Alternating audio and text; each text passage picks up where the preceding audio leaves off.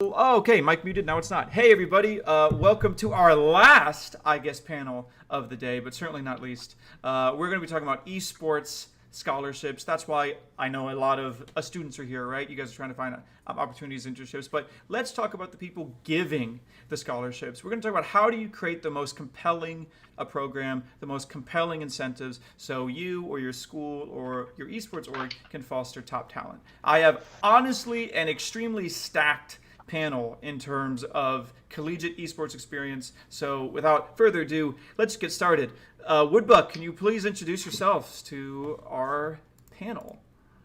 Yeah, sure. So I'm Casey, went by Woodbuck, or I guess my in-game name still Woodbuck.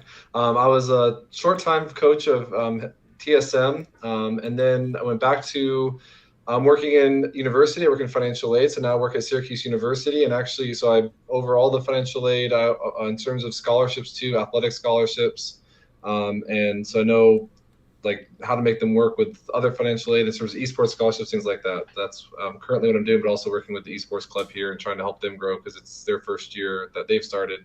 I'm at Syracuse. That is an extremely unrelatable situation. Many schools, right? It's their first year. Not only is the COVID pivot really pushing people to for the future, but it's a good time to be into esports. AJ, you're up next, man. Thank you so much for joining us.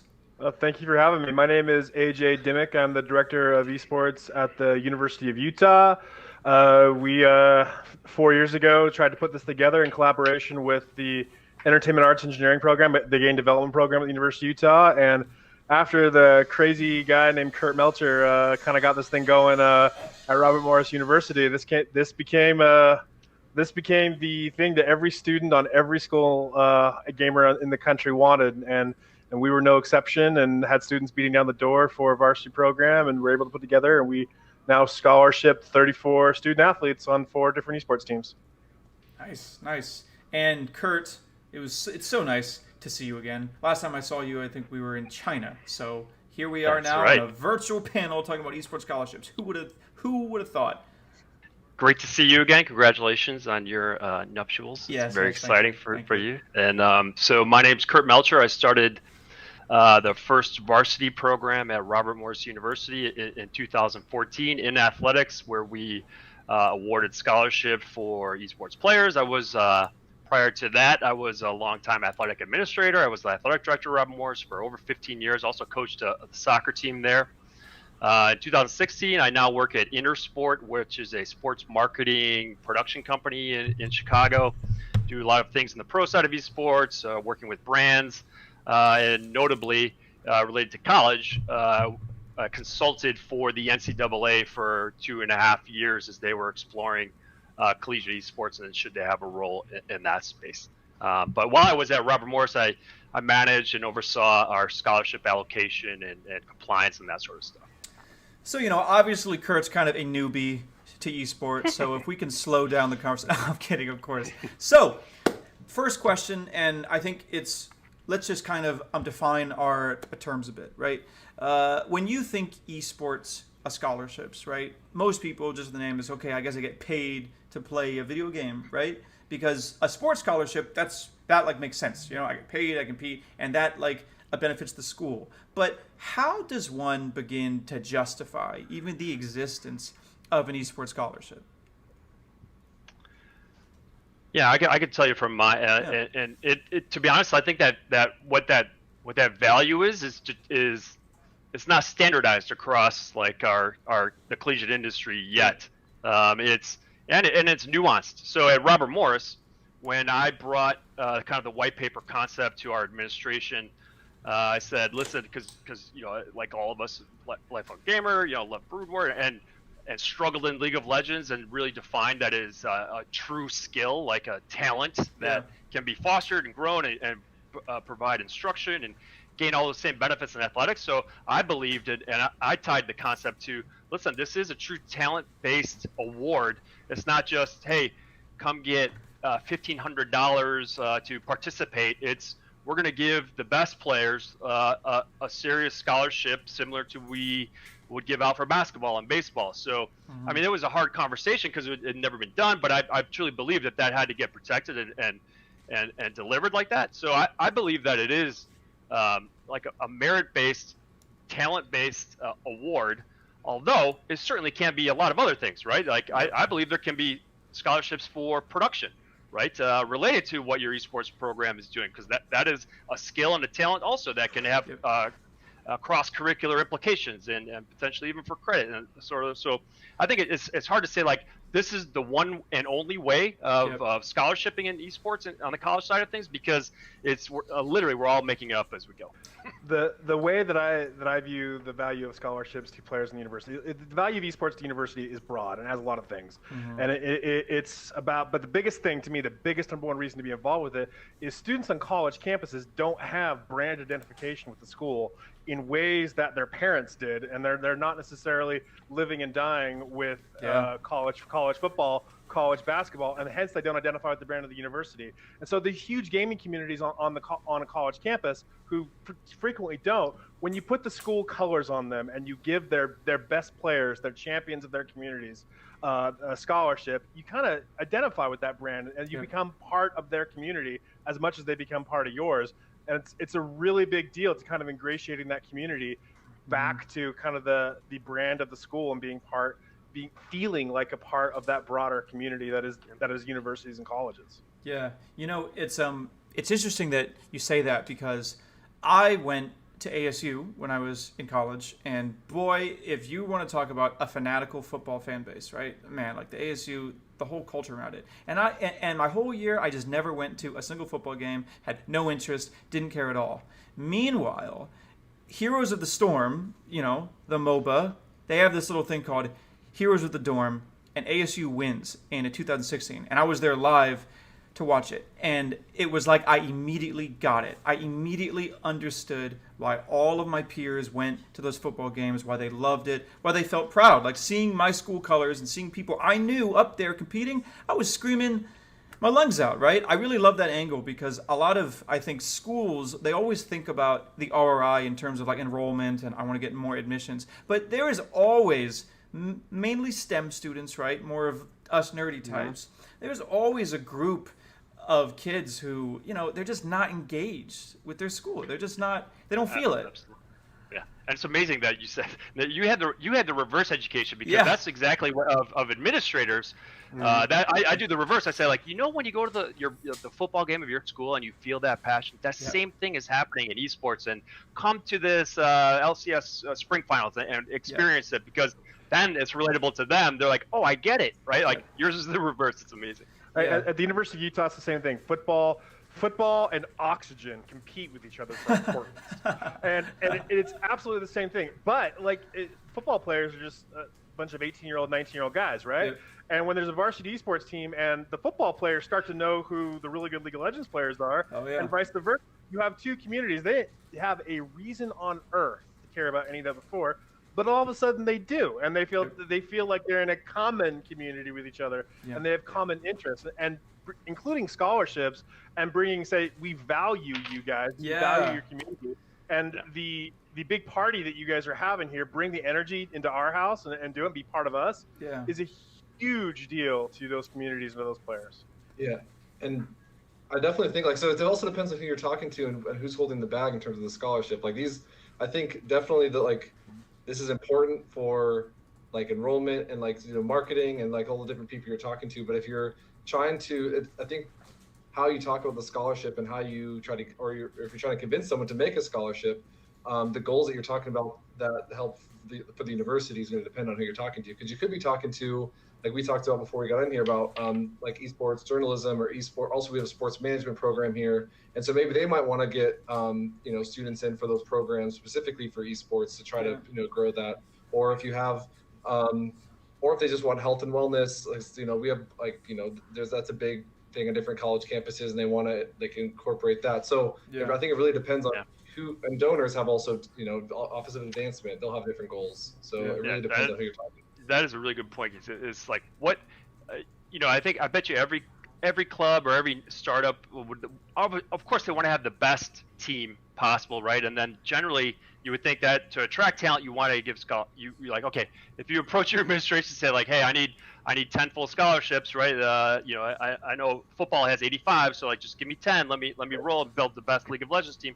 Like that's just probably out of bounds. There's few and far between. In our space, you think of like Maryville or Harrisburg or something that sort of like that is the number one kind of goal of the program is like, hey, we're going to be competitive, and that's what we see value out of. But I think what will get more traction is if you take a broad look at the university, and like you said, Casey, hey, we know that there's this broadcasting course, right? Like, what are ways to integrate across campus to provide value to a lot of different stakeholders and build a narrative to build the value component, why that would make sense to invest in and potentially provide scholarship, other benefits.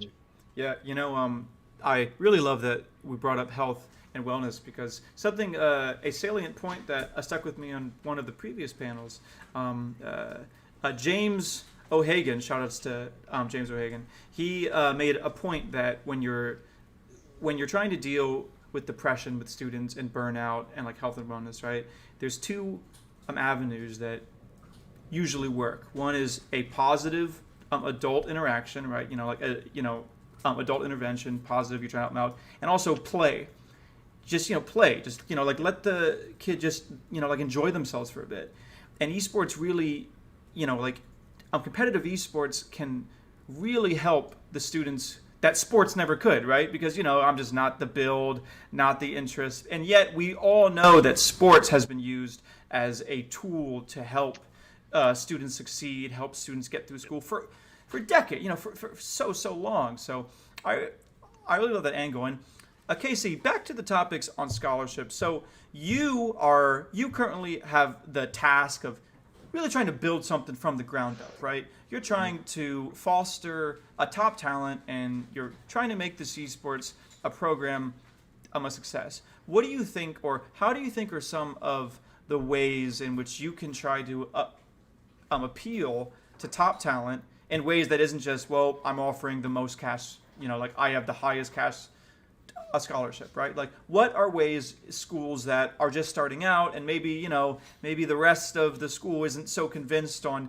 giving all these dollars to esports, how can these schools still foster top talent?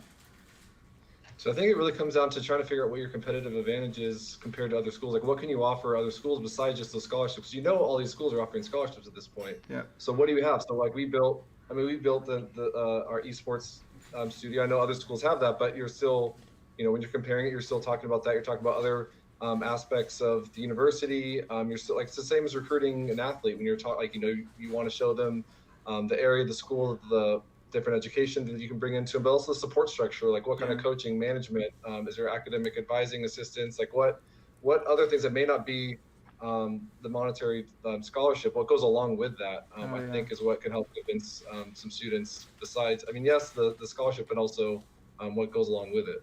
Yeah, I'd say if your program isn't thinking about the health of players' hands and wrists, things like that, that's a big no. People who really are looking for these scholarships, they have to think of their long-term careers, and that's actually a really good point. Do you guys, and actually, I really like that question because I think it's very, very practical. It gets at the core of what is a lot of our attendees' problem, right? Kurt and AJ, do you have any other, what are ways besides just here's tons of money? Do you guys have any examples, or have you, what works? Yeah, I think when you think about beyond scholarship, what's the value assessment of a incoming student, right? And as they're making their decision on where to attend, say I'm a master level league player, and I'm like, okay, I'm going to school. Where should I go? I think similar to athletics, Casey, as you said, the evaluation criteria is going to be on dollars for sure, but then I'm looking beyond that. Like I'm going to look at a Utah and say, like, okay, maybe I can get more dollars at this. I'm just pretending. Yeah. So I'm NAI school in Iowa, right? I'm making it up. Or I can look at AJ's program and say, okay, this is really cemented and foundationally set with some core principles. It has academic integration. You know, I know I'm going to get coaching. So like the value criteria are varied beyond just the dollars and cents, right? It's do you fit in there socially with a campus, right? Is it urban? Is it rural? Is it large, medium, small? So all those criteria have to go into the decision rather than just the dollars. And when I was a coach, I used to say, like, listen, I may be giving you the most, but don't just decide on the money. You have to decide on me and the teammates, because if you just come here for the dollars, you're going to be unhappy. And when you're unhappy, you're going to not do well, and it's going to be negative. So like, I'd rather you decide not to come. I want you to come to any school for esports, right? To decide that it's the best fit. Well, I mean, it's also like the ROI for esports, like winning is important, and winning is important, but there's a bigger lens. I mean, us being able to tell stories about graduating students going out into the world and getting jobs, about academic research being done and produced because there's an esports program on the team, and positive experiences that leak not only to competitive players but to the community underneath them that having an esports team leak down into are all value propositions too. So it's like, when you're talking to a kid and you're trying to say we have a good landing spot for you here, it isn't just like this is how much money you're going to get and how much money you're going to have to pay in tuition and all those things. It's a lot of things, and I'm not so far gone yet that if a kid tells me, well, it's important, I want to study TV journalism, I'm going to say, have you looked at ASU? And so it's all those things about finding a community. Like, we are going to look out for you, and your interests are going to be first, even compared to ours. And so you're going to come to school, you're going to find a whole community of like-minded people with 700 gaming students on campus with you. You're going to have majors and academic interests that you're going to find. You're going to have support, and you're going to be given a platform at a school to make a really big deal. So scholarship is one component of that, but it's there's a lot of them. You know, this conversation, and this is going to be a quite inspired a pivot here. I once heard some dating advice that you want to actually don't focus so much on does this person like me, but focus more on do I like them, right? And I feel as if that lesson can also be applied when trying to choose which student athletes you want to choose for your program. Because, you know, esports, very much like sports, but I actually think to a degree more sensitive. The wrong player and the wrong attitude and the wrong vibe that a player can bring to a team, doesn't matter if they're the most skilled player in the world, can really, really disrupt. And I see, you know, Kurt's nodding his head because I'm sure you've experienced this before, right? Yeah. So it's about character, right? That's part of the evaluation criteria as far as talent. Right? I bet you could back that up. So so like the question is, how do schools make that choice, right? Like say I have a good problem, right? I got tons of really, really high-skilled players knocking at my door. They love the program I put, and they said, but how do I choose? How do you even build a team to make the scholarship worth it? So I would say, I mean, it's not even so much even a big school. I think even small schools, because I think a lot of schools that would be looking for this don't necessarily have maybe all the resources right away. They need someone to buy in, and I think even.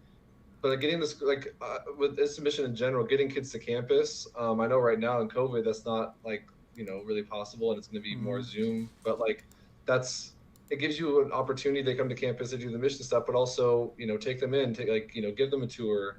Can they do an overnight stay with some of the players that you currently have in your roster? And then the players can then say, he fit in really well. He seemed like a great guy. And then get to know you, as the coach or whatever, go walk around or take him to lunch. Those type of things. It's not necessarily, if they can get into campus and you can do those things, you can get to know that person and see if they're a good fit for what you're looking for in your program. And please. It's absolutely a culture fit mentality, and like I say, from the perspective of the college, it is so much. Winning is important, but we have to tell positive stories and a good narrative about the contribution of the esports program to the college. And so it really is important that when they show up, that they be very interested and motivated students, that they want to get a degree, and that they want to win, and they do well for the team, and that they're want to be a contributing member, kind of positive part of the university, and buy into the brand and the vision of that program. And that's really an important thing. And so you're looking at all of those things, and you kind of have to check off all those boxes before you think this is a good fit. Yeah. We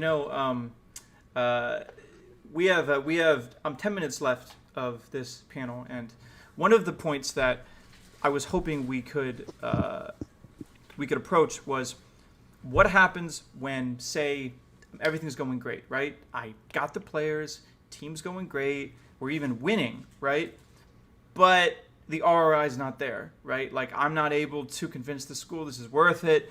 I know that it's worth it. I know we have potential. I've talked to some schools that are kind of in that situation. You know, they feel like they had a really positive 2019, but obviously now with COVID, everyone's trying to find ways to cut. And these esports scholarships, that's on the chopping block. So what type of language or what type of advice can you guys give to coaches and administrators that may be facing that a problem? Yeah, I think is your experience, like Heroes of the Dorm is a perfect example, right? One of the most successful teams, and that narrative doesn't move the needle for administrators. It's great, everyone likes to win, but that isn't going, oh my gosh, I can't believe it, let's go, scholarships, arena, everything else.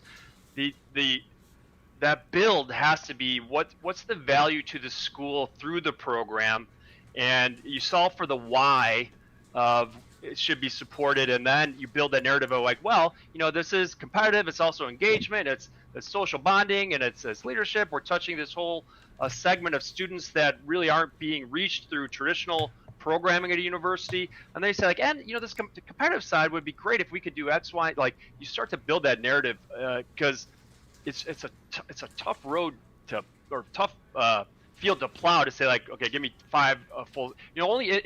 Only 53% of all Division I athletes receive athletic aid. That's shockingly low, right? I think the narrative of football, where it's 85 full fulls and then 13 full fulls for basketball on the men's side, is kind of controls the narrative. But in men's soccer, if there's 25 players, they split up 9.9 scholarships. So like, it's this narrative of like all this athletic money. It's not that. It's a little bit of a misnomer. Yeah. Go ahead, Casey. No, go ahead. I was saying that club kids are always told that when they start knocking on doors and say we want to do this, they're always told there's no money for this, and that this is an economic barrier. They're actually in some ways dealing with the wrong problem when they're doing that, because if a president goes to in a press conference is going to announce that we have a new esports team, their narrative isn't going to be we're in this because we're going to make a lot of money. That's never going to be what they say. So the answer to what students have to answer, what people have to answer, what the RR is they have to answer the question, how does being involved with this fit the academic mission of the university?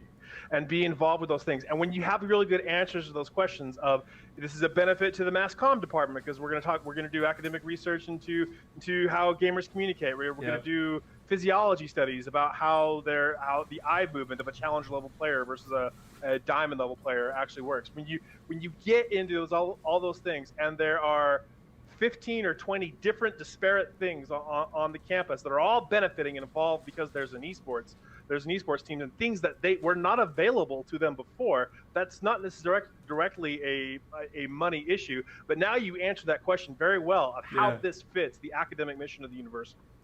Yeah, and I think we've seen a lot on this panel, like if the president or someone who comes to AJ and asks him about Utah, like what the value of the esports program brings, you can tell he's ready to go with all the different things of the value. Because I think it's really important if you're leading an esports program in a school that you, like he said, like one, it's when you go to make the esports program, you already are making those value propositions and saying how it's going to meet those goals. But then to track those and know how it's helping and seeing how it's helping and continue to monitor those things. So if someone ever does come, you're ready and prepared, that you have all these things that look, like, oh, yeah, maybe not making money, but we've done X, Y, and Z, and these are the things that are going on. And I also think there's a lot of hidden ROI. Like right now, I've seen a lot of students at Syracuse that are struggling and they're lonely because of COVID. They're stuck in their dorms. And you know what? They can be like I see on the Discord for our esports program, like they're bonding over esports. They're like, they're doing competitive, like they did a Valorant tournament this last weekend, and they're like, I mean, I don't know how their mental state is, but if I had to guess, their mental state compared to other students, and that's going to help retention of keeping students there, and that's a huge ROI thing if you can keep Yeah. students and keep them, student success up. Yeah. Right, from Riot data, of all the students that competed in College League of Legends last year, 46% of those students did not participate in traditional programming at university. They don't go into athletic events, they're not in Greek life, all those. So like that, to your point, that's a great, like, universities need to understand what that means, and by doing this, I could reach this whole group. That's a massive number across all of the United States. Like, so like you need to be intentful about that.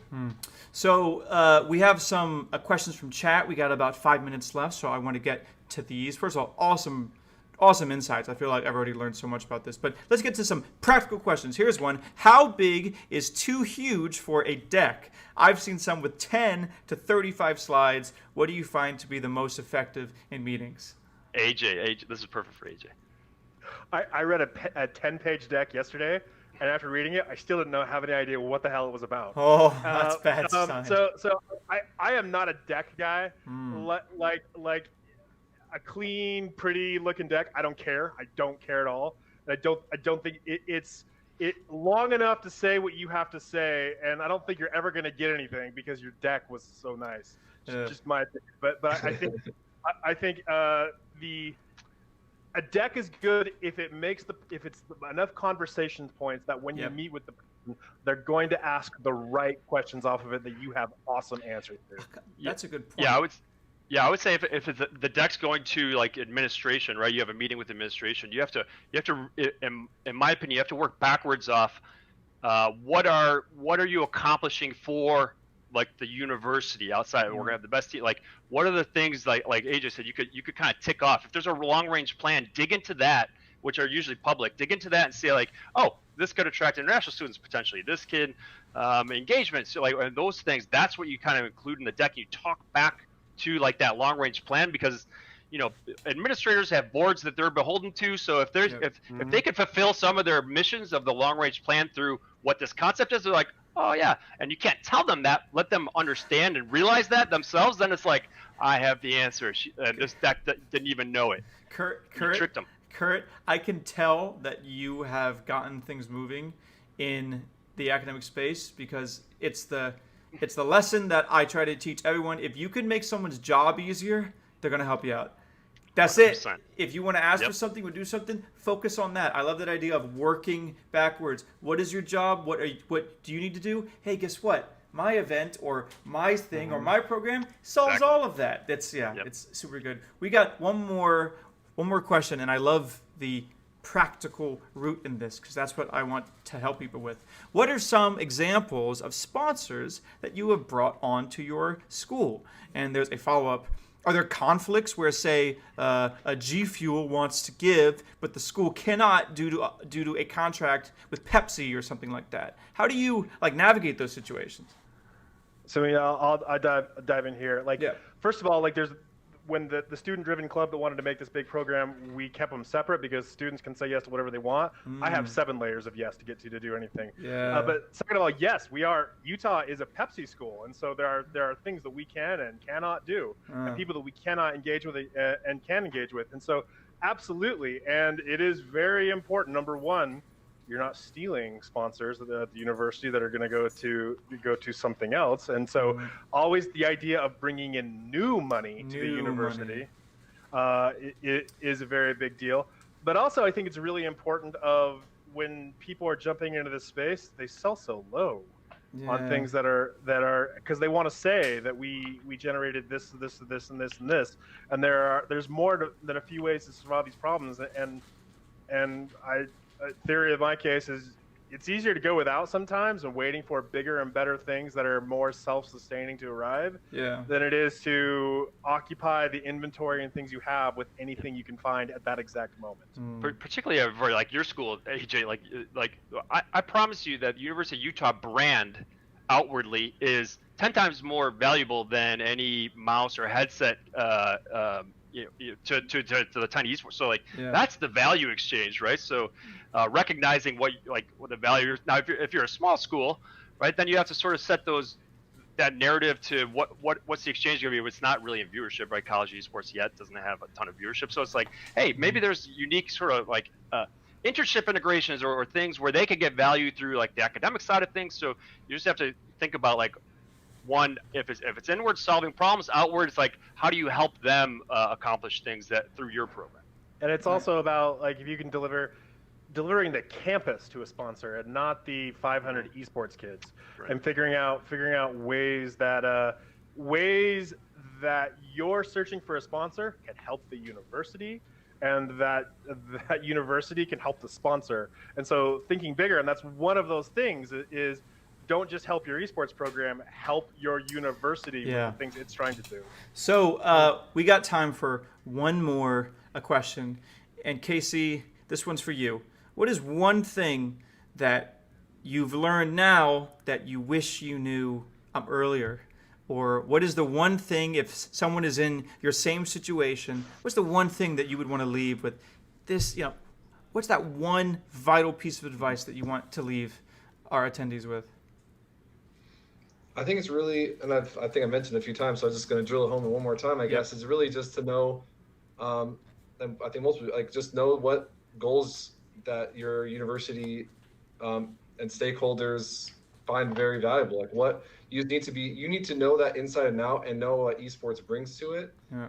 Again, whether that's you're trying to start a program, or you're trying to convince them to get scholarships, or you're trying to convince them how to why you should keep and not get it cut. Yep. And it's something you need to continue to know and be and just know inside and out all the different things, and continue to look for things. Like if you hear something about how esports has helped someone, also keep the narratives and stories. Like stories are very powerful, even very seeing if you hear ask a student if you can share a story and something that you can share with administration about how esports has helped them. That's very powerful. So I think just knowing the goals and knowing different types of goals universities have, and how they vary across different areas, and not just think that the university is one big thing. I think there's tons of people, tons of different goals that esports can help with, and they all might be able to assist you. Awesome. Well, guys, this has been a very, very informative panel. I honestly feel like as a producer, so many of the advice that you guys give, I can tell it is so rooted in practicality. Like you need to be thinking backwards, and you really need to be trying to make it easy to say yes. That's something I always say. Make it easy to say yes. Give people so many reasons that this esports scholarship's a good idea that, come on, it's hard to say no. So if you guys want to connect with our panelists, literally just scroll down. You can see their speakers. You can click connect with them, ask them any questions. They're here to help, and they're here to network too. So I would like to thank you guys for closing out our event. Day one of IGEAS is over, but guys, I've been looking forward to this. We have a Super Smash Brothers Melee, a grudge tournament that is going on at twitch.tv/AZAxe. So Axe, the Melee god, is hosting and commentating. We have a UCI, a UCLA, other top Smash schools. They're all going to be trying to prove who is the best Melee representatives there. So wait, perfect tie-in. Yeah. AJ, where did Bowser go to school? At the University of Utah. Wow! Can you imagine? That's right. That's gonna matter more and more. No way, really nice. Nintendo active. So guys, thank you so much for coming. I will see you guys tomorrow, day 2. We got tons more, I guess. See you guys later. Thanks. Bye, guys.